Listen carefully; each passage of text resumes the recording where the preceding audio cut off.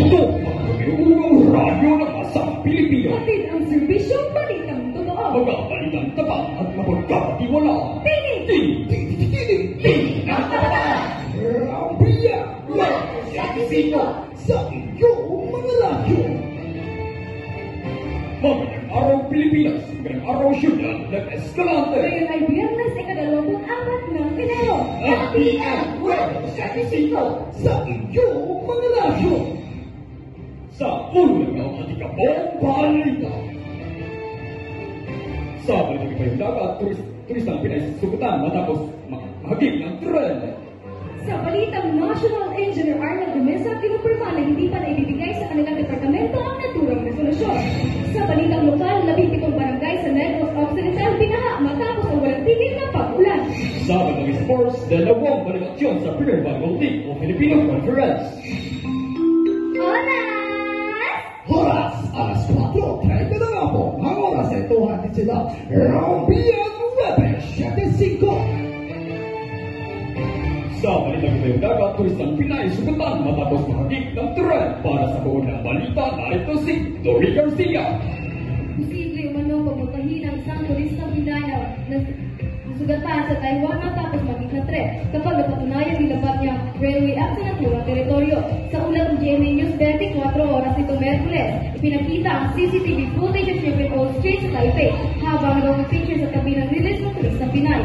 Sinabi ng Maynila Economic Cultural Office, stable na ang lagay ng Pinay na sumayalim sa surgery dahil sa mga tinamong pinsala sa ulo, dibdib at balakang. Dory Garcia, tinig ng kabataan!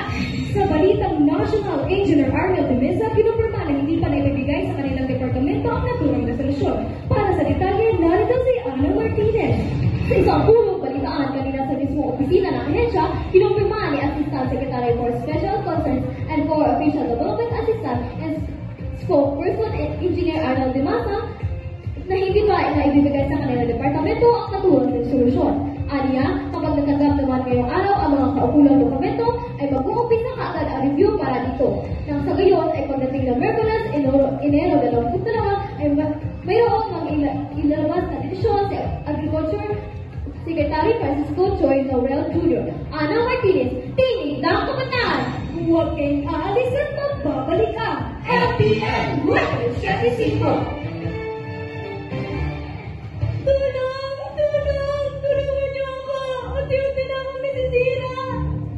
Lubito, humihingi ng tulong si Kalikasan. Tulungan natin siya.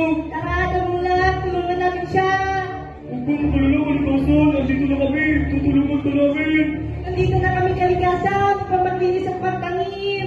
Lubito, ano bang mangyayari sa atin kapag hindi natin aalagaan ang ating Kalikasan? Kung hindi natin naalagaan ang ating kalikasan na muna, posible makasira ito sa ating kalusugan at kapaligiran. Oo, ayun, Kalikasan. Malinis at maganda ka na. Salamat sa inyong tulong, mga kaibigan. Kalikasan ay ating ingatan, huwag natin ito pabayaan. Panatilihin natin ang kalinisan. Ang dapat na gawin ay maglinis. Maglinis-linis, maglinis-linis, maglinis-linis, maglinis-linis. Tandaan, huwag pabayaan ang kalikasan dahil ito ang may panabigay sa atin ng may kapal. Ang palalang ito ay isda, himpilang ito. At nagbabalik ang FPN Web 75. Sa balitang lokal, 17 barangay sa Negros Occidental binaha matapos ang walang tigil ng pag-ulan. Angel Castro ay malingamo. Binaha halos 17 barangay sa Negros Occidental matapos ang walang tigil na pag-ulan. Tulot ng habagat, uso ng tropical storm Fred.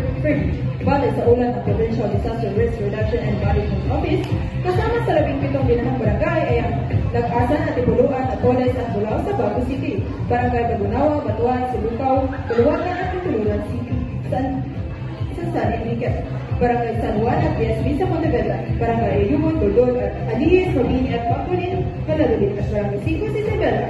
Angel Castro, Team ng Kabataan. Sa balitang sports, dalawang balitasyon sa Premier Volleyball League o Filipino Conference, Mark Salazar, pasok!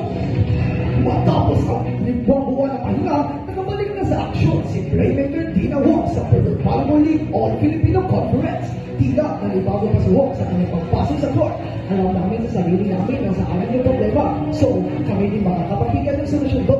Lahat kami nag-impatient. It comes to a point na parang we need to regroup and we need to talk to each other.